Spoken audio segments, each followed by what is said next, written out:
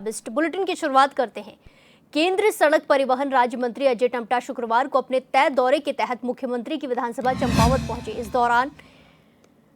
इस दौरान केंद्रीय मंत्री ने टनकपुर से लेकर चंपावत तक एनएच का निरीक्षण किया। निरीक्षण के दौरान केंद्रीय मंत्री अजय टम्टा अपने काफिले के साथ राजमार्ग के सबसे संवेदनशील डेंजर जोन स्वाला में रुके। केंद्रीय मंत्री ने स्वाला डेंजर जोन में चल रहे पहाड़ी ट्रीटमेंट कार्य का निरीक्षण किया और एनएच के अधिकारियों के साथ कार्य की प्रगति के बारे में जानकारी ली। इस दौरान केंद्रीय मंत्री अजय टम्टा ने कार्य की ढीली प्रगति पर गहरी नाराजगी जताते हुए एनएच के अधिकारियों से कार्य में तेजी लाने और मानसून सीजन को देखते हुए राजमार्ग में सभी संवेदनशील स्थानों में मशीनें तैनात करने के निर्देश दिए।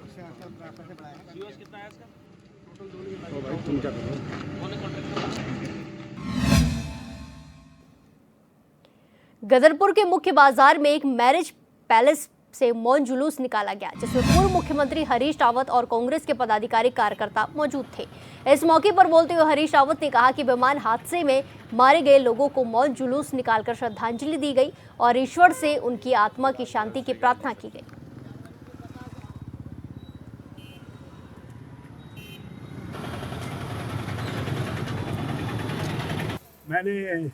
मैंने वर्ग 4 की जमीनें सारी किसान ही नहीं, जो गैर किसान भी थे, किसी के पास सरकारी छोटे छोटे टुकड़े भूमि के थे, करीब 3.5 लाख लोगों को मालिकाना हक दे दिया था उस भूमि का। जो है वर्ग 4 से लेकर के वर्ग 10 खौ तक की जमीनें हमने नियमित कर दी थी।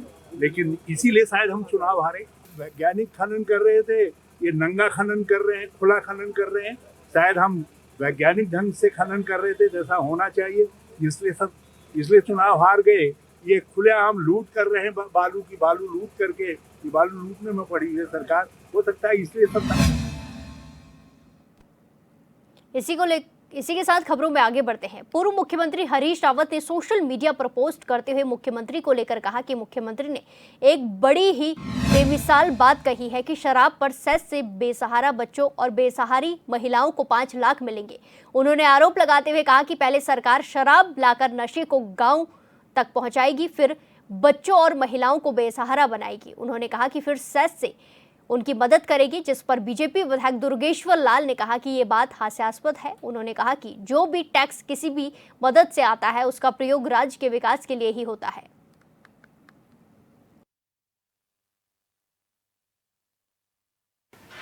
रावत जी के तो फेवरेट ब्रांड था डेनिस, तो मैं उस पर तो ज़्यादा नहीं बात करूँगा। देखिए, अब जो अल्कोहल नीति है वो तो प्रदेश में है, तो उस पर तो बात करेंगे। लेकिन भाई हमारे मुख्यमंत्री जी ने कहा है कि अगर जो 3% उससे जो वो मिलता है, बेनिफिट होता है, टैक्स मिलता है, तो उसको हम किस अलग अलग उसमें यूटिलाइज करेंगे। भाई आपके चाहे विकास के कार्यों के लिए करेंगे, जनहित के कार्यों के लिए करेंगे, और चाहे आपके ग्रामीण क्षेत्रों में बाल विकास हो, चाहे समाज कल्याण हो, तमाम उसमें जो जनहित कार्य है। अब ये इस बात का कोई, मुझे तो नहीं लगता कोई इस बात का कोई मुद्दा बनाना चाहिए। लेकिन जब खुद जो अपने आप करते हैं तो वो तो सब गंगा नहा ली। इसी के साथ खबरों में आगे बढ़ते हैं। रुड़की में ऑपरेशन सिंदूर के तहत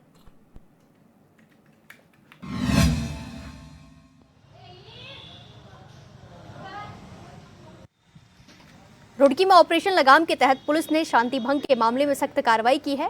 टोडा एतनमाल में पैसे के लेन देन को लेकर 2 पक्षों में झगड़े की सूचना पर पुलिस ने मौके पर पहुंचकर दोनों पक्षों के 7 लोगों को धारा 170 बीएनएस के तहत गिरफ्तार किया। वहीं दूसरी घटना में इलाके में झगड़े की सूचना पर पहुंची पुलिस ने समझाने का प्रयास किया, लेकिन हंगामा जारी रहने पर 3 लोगों को हिरासत में लिया गया। कोतवाली रुड़की पुलिस ने साफ किया है कि ऑपरेशन लगाम के तहत अराजक तत्वों पर कड़ी कार्रवाई जारी रहेगी।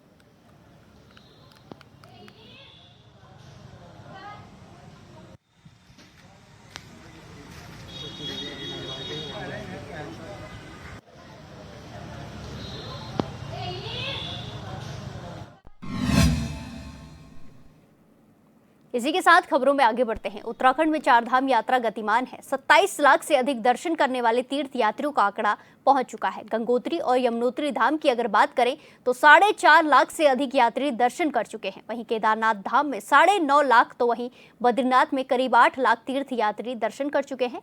यात्रा को लेकर तमाम व्यवस्थाएं प्रशासन की ओर से चाक चौबंद की गई हैं।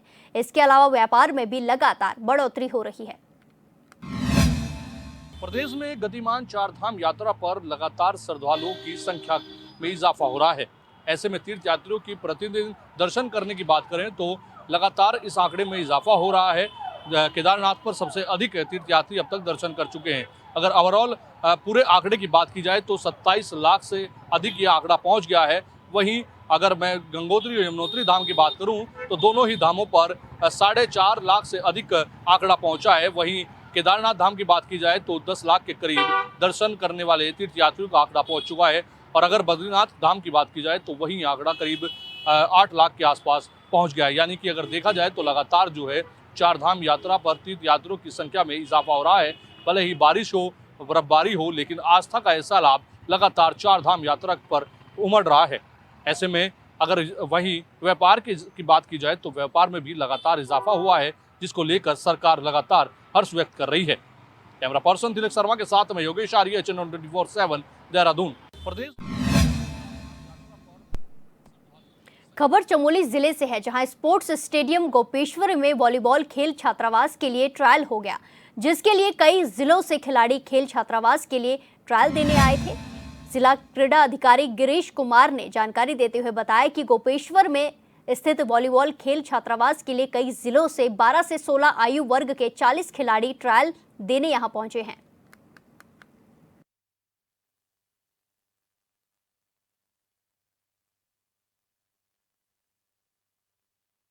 खेल विभाग द्वारा एक स्कीम चलाई जाती है जो कि छात्रावास का संचालन होता है, जिसमें कि प्रत्येक जनपदों में छात्रावास बने हुए हैं विभिन्न खेलों के। उसी क्रम में चमोली जनपद में वॉलीबॉल का छात्रावास है, जिसमें कि 12 साल से 16 साल के बच्चों को लिया जाता है। और इस तरह से डिस्ट्रिक्ट लेवल पे बच्चे चयन होके राज्य स्तर पे अभी यहाँ पे ट्रायल चल रहा है। और आज सभी जनपदों से बच्चे चयनित होकर यहाँ पे ट्रायल में आए हैं, जिसमें 40 बच्चों ने प्रतिभाग किया है। और अभी उनके चयन ट्रायल गतिमान है और अभी फिटनेस टेस्ट चल रहे हैं। उसके पश्चात स्किल टेस्ट होंगे और उसके उपरांत रिजल्ट बनाएंगे और निदेशालय को सबमिट कराएंगे, जिससे कि हमारे जो खाली सीटों पे है बच्चे चयनित हो सकें। मैं पौड़ी से आया हूँ। गोपेश्वर हॉस्टल, ये चमोली में है गोपेश्वर हॉस्टल, काफ़ी अच्छा है। और यहाँ पर हम वॉलीबॉल का ट्रायल देने आए हैं हॉस्टल के।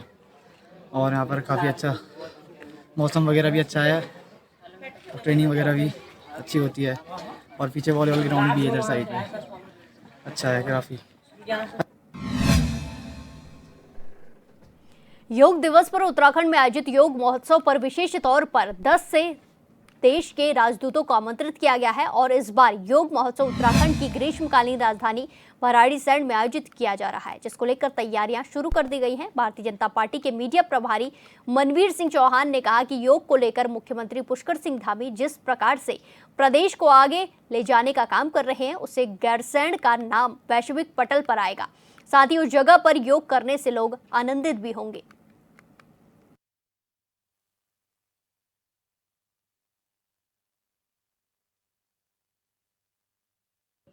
देखिए, हमारे प्रदेश के मुख्यमंत्री माननीय पुष्कर सिंह धामी जी राज्य को एक नई पहचान मिले और हर क्षेत्र में इस दिशा में वो लगातार काम कर रहे हैं, क्योंकि हमारे देश के यशस्वी प्रधानमंत्री नरेंद्र भाई मोदी जी ने योग को विश्व स्तर पर एक नई पहचान देने का काम किया है। और योग के माध्यम से उत्तराखंड राज्य को भी एक विश्व भर में और देश भर में एक पहचान मिले और अपनी नैसर्गिक सौंदर्य के लिए जाने जाने वाला हमारे उत्तराखंड राज्य की ग्रीष्मकालीन राजधानी गैरसैंण है, वहाँ पर सरकार की पहल से योग दिवस के अवसर पर योग शिविर का आयोजन किया जा रहा है। उत्तराखंड के स्वास्थ्य मंत्री के गृह जनपद पौड़ी के अतिरिक्त प्राथमिक स्वास्थ्य केंद्र लवाली बदहाल स्थिति में है। ग्रामीणों में लवाली स्वास्थ्य केंद्र को लेकर नाराजगी है। लोग अब कह रहे हैं कि अगर अस्पताल का फायदा नहीं है तो खोले क्यों गए हैं। वो अभी चारधाम यात्रा पे गए हैं। सारा जो व्यवस्था है वो हमारी वहाँ की स्टाफ नर्स करती हैं। दुर्भाग्यपूर्ण ये है कि वो आज घर से आते हुए उनके द्वारा जो है चाबी कहीं पे गिर गई थी, इसी वजह से आज ताला नहीं खुल पाया। पौड़ी के प्राथमिक स्वास्थ्य केंद्र लवाली में डॉक्टर से लेकर नर्स तक सभी की तैनाती है और वार्ड बॉय की चारधाम यात्रा में ड्यूटी लगी है। अस्पताल खोलने की जिम्मेदारी नर्स को दी गई थी, लेकिन उससे चाबी खो गई। एक डॉक्टर साहब तो अस्पताल कई दिनों से गायब हैं, जिनका वेतन रोक दिया गया है। लापरवाही पर अजीब दलीलें हैं पौड़ी की मुख्य चिकित्सा अधिकारी डॉक्टर पारुल गोयल की। कुछ स्टाफ चारधाम पर, कुछ छुट्टी पर हैं, तो फिर जानकारी के बाद भी आप क्या कर रही हैं, ये बड़ा सवाल है। मेरे को भी सोशल मीडिया के माध्यम से पता चला कि आज मेरे प्राथमिक स्वास्थ्य केंद्र वाली जो है वहाँ पे कोई भी कर्मचारी मौजूद नहीं था, वहाँ पे ताला लगा हुआ था। अगर देखा जाए तो इस प्राथमिक स्वास्थ्य केंद्र में सभी कर्मचारी वहाँ पे तैनात हैं। वार्ड बॉय है, स्टाफ नर्स है, फार्मासिस्ट है और हमारे डॉक्टर साहब भी हैं, और इसके अलावा वहाँ पे होम्योपैथी के डॉक्टर और फार्मासिस्ट भी तैनात हैं। जो हमारे वार्ड बॉय हैं वो अभी चारधाम यात्रा पे गए हैं, तो जो वहाँ की चाबी और ताला है उसका अभी सारा जो व्यवस्था है वो हमारी वहाँ की स्टाफ नर्स करती हैं।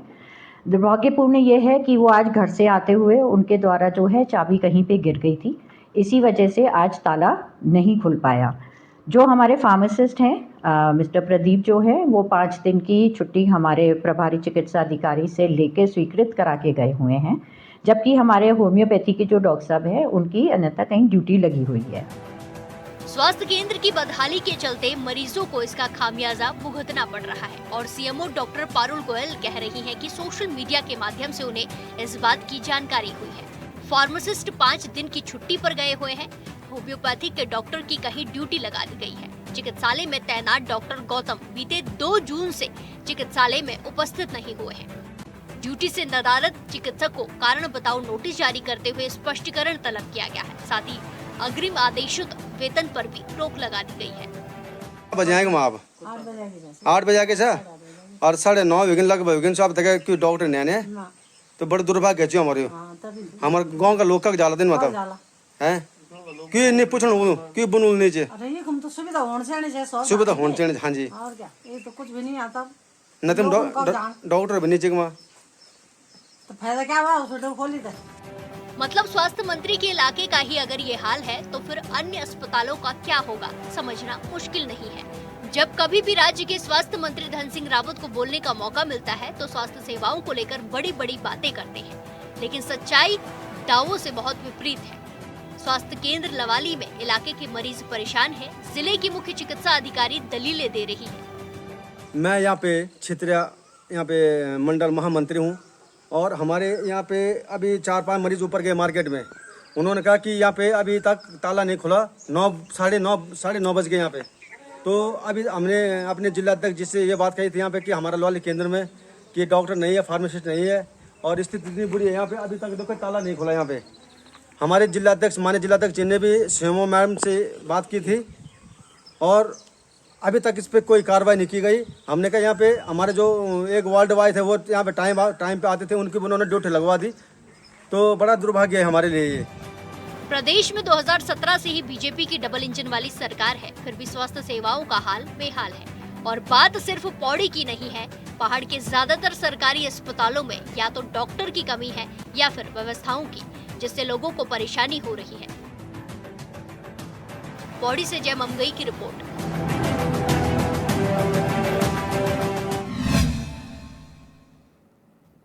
इसी के साथ खबरों में आगे बढ़ते हैं। विकसित कृषि संकल्प अभियान के तहत विवेकानंद पर्वतीय कृषि अनुसंधान संस्थान की विशेषज्ञों और वैज्ञानिकों की 60 टीमों ने गांव-गांव जाकर किसानों से सीधा संवाद किया। इस दौरान टीमों ने किसान को उन्नत कृषि तकनीकों की जानकारी दी और उनकी समस्याओं और सुझावों को गंभीरता से सुना। संस्थान के निदेशक ने बताया कि अभियान के दौरान कुल 424 गांव में 6,845 ग्रामीण किसानों से संपर्क किया गया है। टीमों ने केंद्र और राज्य सरकार की योजनाओं की जानकारी साझा की और किसानों द्वारा किए जा रहे नवाचारों और प्रयोगों की भी जानकारी ली। इसके साथ ही खेती से जुड़े शोध और फीडबैक भी एकत्रित किए गए, जो भविष्य की नीति और तकनीकी विकास के लिए उपयोगी साबित हो सकते हैं।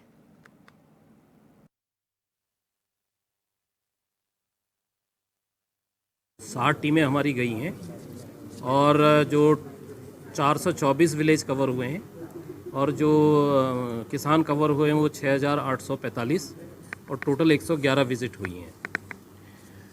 इसके अलावा इसमें जो मेन चीज़ें थी, जो इसका मुख्य उद्देश्य था अभियान का, वो ये था कि किसानों को नई तकनीकी को पहुंचाना, किसानों से फीडबैक लेना, चाहे वो तकनीकी के बारे में हो, चाहे आपके जो सरकार की, चाहे वो केंद्र सरकार है या राज्य सरकार की योजनाएं हैं उनके बारे में हो, और अगर किसानों ने कोई नवाचार किया है तो उसके बारे में बात करना। उनके खासकर अगर मैं इसको तालाबों और उपराओं के हिसाब से बांटूं तो तालाबों क्षेत्रों में जो सिंचाई जल की समस्या है वो नंबर 1 पे मैं रखूँगा उसको, और जो उपराऊ क्षेत्र हैं उसमें जंगली जानवरों की समस्या नंबर 1 पे है।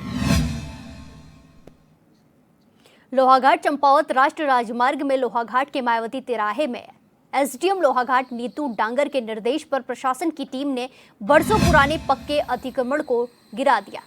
शुक्रवार सुबह अचानक प्रशासन की टीम भारी पुलिस बल के साथ मौके पर पहुंची और मुख्यमंत्री घोषणा के तहत बन रही पार्किंग में बाधा बन रहे अतिक्रमण को 2-2 जेसीबी की मदद से हटा दिया गया।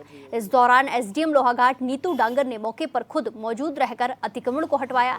एसडीएम लोहाघाट नीतू डांगर ने बताया कि लोहाघाट के मायावती तिराहे के पास राष्ट्रीय राजमार्ग में सरकारी भूमि में एक व्यक्ति के द्वारा लंबे समय से अवैध अतिक्रमण किया गया था, जिसे पूर्व अतिक्रमण हटाने के निर्देश भी दिए गए थे, लेकिन उसके द्वारा अतिक्रमण को नहीं हटाया गया, जिसे आज हटा दिया गया है।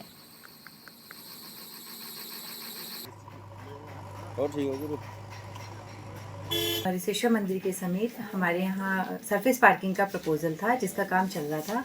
वहाँ पार्किंग वाली जगह पे सरकारी भूमि पे किसी व्यक्ति द्वारा दुकान बना के उसको संचालित किया जा रहा था।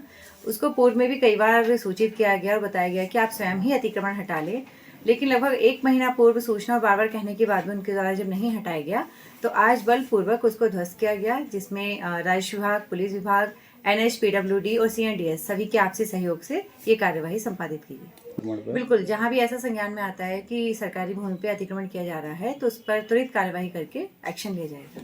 कागजी कार्रवाई या नोटिस हमें नहीं प्राप्त हुआ।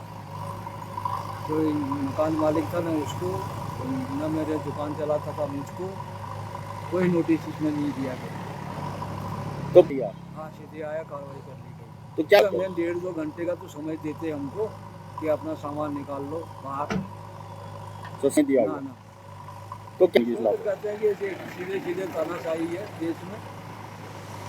नियम कानून जो हमारे संविधान के अनुसार बनाए गए हैं उन कानूनों का पालन ही नहीं हुआ। तो क्या नुकसान बहुत ज़्यादा हुआ है।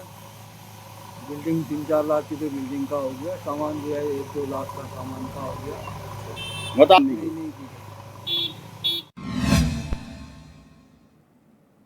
रुड़की की गंग नहर कोतवाली क्षेत्र के कृष्णानगर में अप्रैल 2021 में एक तरफा प्यार में हैदर अली ने अपने साथियों के साथ मिलकर दलित युवती निधि की गला रेतकर हत्या कर दी थी। पुलिस ने हैदर अली, रेहान और एक नाबालिग को गिरफ्तार कर लिया था। हरिद्वार अदालत ने इस मामले में हैदर अली को फांसी और रेहान को उम्र कैद की सजा सुनाई है। दोनों पर 50-50 हजार रुपए का जुर्माना भी लगाया गया है। नाबालिग आरोपी का मामला अभी विचाराधीन है। निधि के परिवार ने कोर्ट के फैसले का स्वागत किया है।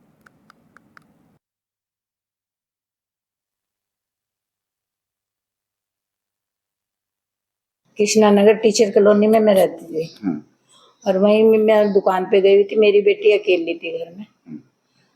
उससे पहले का तो मुझे पता नहीं है क्या था क्या नहीं, मगर बाद में हमारा मकान मालिक का नौकर गया, उसने भी मुझे नहीं बताया, मगर वो होपलेस में मुझे लेके आया। मैंने देखा मेरी बेटी का गला कटा हुआ था और बाहर खड़ी हुई थी। कौन थे ये आरोपी? कौन थे आरोपी? तो सुनने में और ये हकीकत में ये पता चला था कि वो शाहपुर सफरपुर के रहने वाले थे, माउंटेन थे। अच्छा। जिसमें कि एक मेरे लड़की ने कमरे में ही बंद कर दिया था। मुझे बाद में पता चला जब कि मैं उसे हॉस्पिटल लेके जा चुकी थी।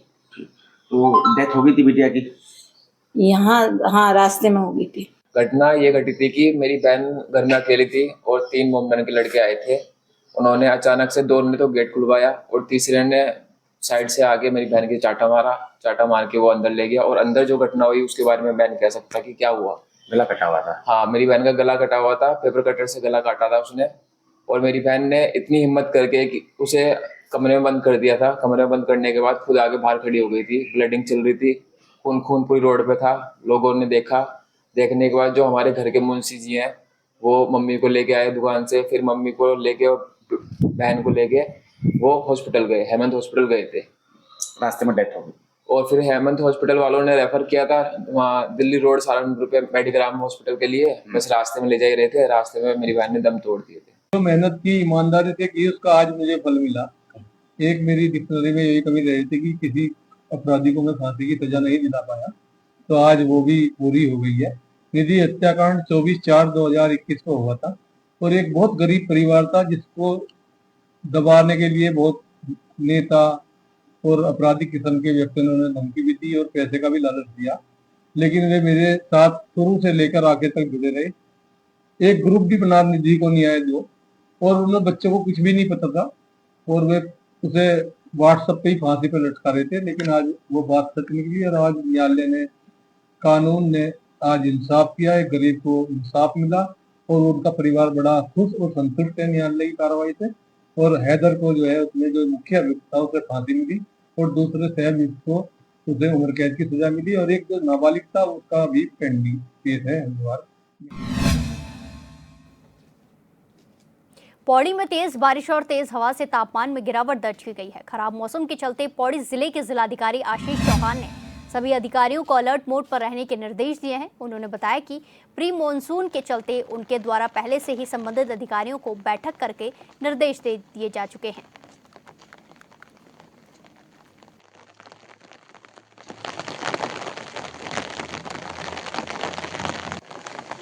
प्री मॉनसून रेंज हमें कंटिन्यूसली मिल रही है और इस कारण से कहीं ना कहीं लैंडस्लाइड या आपदाओं के ट्रिगर होने के चांसेस हैं। तो इस क्रम में मेरे द्वारा 2 प्रिपरेटरी मीटिंग्स ऑलरेडी ली जा चुकी हैं और इसमें हम लोगों ने जो हमारी तैयारियां की जानी हैं, वेदर लैंडस्लाइड जोन को आइडेंटिफाई करते हुए जेसीबी के माध्यम से उन्हें त्वरित गति से खुलवाया जाना है, वल्नरेबल जोन्स को आइडेंटिफाई करके उन पे ज़्यादा सतर्कता रखे जाने को लेके या नदियों के जल स्तर को लेके भी हम लोगों के द्वारा कंटिन्यूसली मॉनिटरिंग की जा रही है। और जो डिज़ास्टर मैनेजमेंट का कंट्रोल रूम है वो लगातार विभागीय अधिकारियों से या तहसीलों से इंफॉर्मेशन से लेके जो बारिश हो रही है उस पर पैनी नज़र रखे हुए।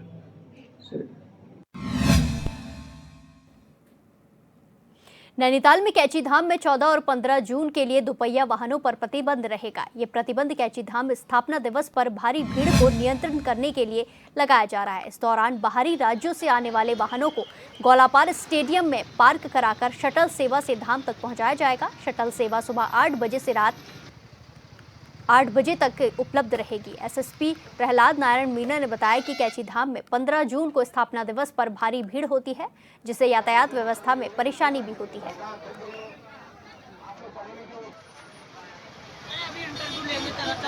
कोई भी वाहन जो है कैंची धाम की तरफ नहीं जाता है। हम बवाली से, भीमताल से, नैनीताल से, हर जगह से जो श्रद्धालु आ रहे हैं उनको शटल सर्विसेज से भेजते हैं। तो इस बार भी हमने कुछ शटल्स के पॉइंट बढ़ाए हैं, कुछ शटल्स के नंबर भी बढ़ाए हैं और इस बार कोई भी वाहन जो है बवाली से कैंची की तरफ नहीं जाएगा। इसके साथ ही भीमताल से, बवाली सैनिटोरियम से, नैनी बैंड से, नगरपालिका भवाली से और मस्जिद राय से, नैनीताल शहर से भी और इवन इसके साथ साथ हम हल्द्वानी शहर से भी इस बार जो श्रद्धालु आ रहे हैं उनके लिए शटल सर्विसेज चला रहे हैं। 2 व्हीलर जो बाइकर्स हैं उनको टोटली मना किया गया है। वो भीमताल, भवाली या कैंची के किसी क्षेत्र में अलाउड नहीं है। जो स्थानीय लोग हैं 2 व्हीलर वाले, वो अगर अपने गाँव में वो कर रहे हैं तो लोकल आईडी दिखा के वो लोग जा सकते हैं। इसके साथ ही हमने एक डाइवर्जन प्लान तैयार किया है। इन दोनों दिन जो है पहाड़ में जो जाने वाला जितना भी ट्रैफिक है वो भीमताल से होते खुटानी और पदमपुरी होते हुए पहाड़ की तरफ जाएगा।